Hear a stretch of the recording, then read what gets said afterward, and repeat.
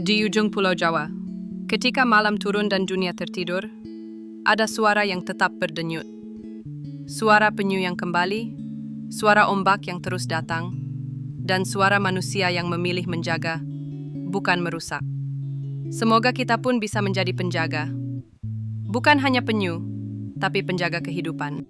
Di sebuah sudut dunia yang jarang disebut dalam peta wisata, tersembunyi suara-suara yang nyaris tak terdengar.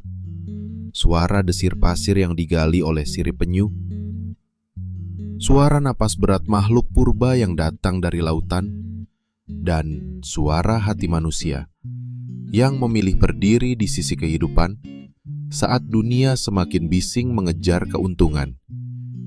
Inilah kisah dari Sukamade, sebuah tempat sunyi yang menjadi saksi dari keajaiban paling tua di bumi, kelahiran penyu laut. Sukamade terletak di kawasan Taman Nasional Meru Betiri, Banyuwangi. Untuk mencapainya butuh waktu, tenaga, dan kesabaran.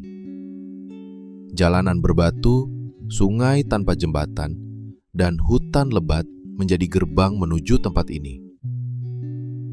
Tapi di balik semua itu, tersembunyi keheningan yang sulit ditemukan di dunia modern. Di sini, waktu terasa melambat. Tidak ada sinyal kuat, tidak ada mall, tidak ada kafe. Yang ada hanyalah suara alam dan denyut kehidupan yang berjalan dalam ritme yang sama sejak ribuan tahun lalu. Penyu laut telah hidup sejak zaman dinosaurus. Mereka sudah menjelajahi lautan jauh sebelum manusia membangun peradaban. Dan kini, setiap tahun, mereka kembali ke tempat yang sama, ke pantai tempat mereka lahir, untuk melanjutkan siklus kehidupan. Perjalanan mereka tidak mudah. Ribuan kilometer mereka tempuh, menembus arus dan badai. Dan ketika malam tiba, penyu-penyu betina itu mendarat, menggali lubang dalam diam, dan meninggalkan hingga 100 telur untuk generasi berikutnya. Lalu mereka kembali ke laut, tanpa menoleh, menyerahkan segalanya pada nasib dan keajaiban alam. Tapi keajaiban ini tak selalu selamat dari gangguan. Di masa lalu, banyak telur penyu diambil, dijual murah di pasar, atau dikonsumsi. Bahkan induk penyu pun diburu. Suhadi, seorang warga lokal, menyaksikan semua itu dengan hati yang gelisah. Ia bukan ilmuwan, bukan tokoh pemerintah, hanya seorang pemuda desa yang mencintai laut. Ia merasa, jika tidak ada yang menjaga, maka keajaiban ini akan benar-benar hilang dari bumi. Bersama beberapa warga, Suhadi memulai gerakan kecil. Setiap malam mereka berjaga. Mereka tidak hanya melindungi, tapi juga belajar tentang siklus penyu, tentang cara penangkaran, tentang harapan yang bisa tumbuh dari pasir. Telur-telur yang diselamatkan ditanam ulang di penangkaran, diberi kode, dijaga, diairi. Setelah sekitar 50 hari, cangkangnya mulai retak. Dari dalam, muncullah tukik-tukik mungil, dengan mata besar dan tubuh rapuh. Mereka belum tahu dunia seperti apa yang menanti mereka.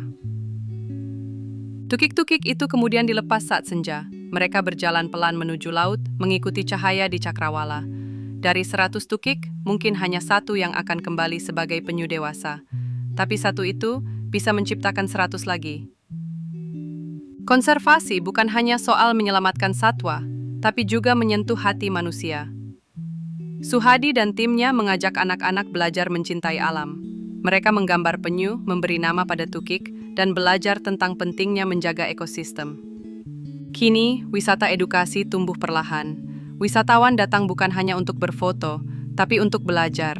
Mereka menginap di rumah warga, ikut patroli malam, bahkan membantu memberi makan tukik. Dengan cara ini, pelestarian menjadi milik bersama. Bukan milik satu orang, bukan milik pemerintah, tapi milik semua yang percaya bahwa alam adalah warisan, bukan komoditas.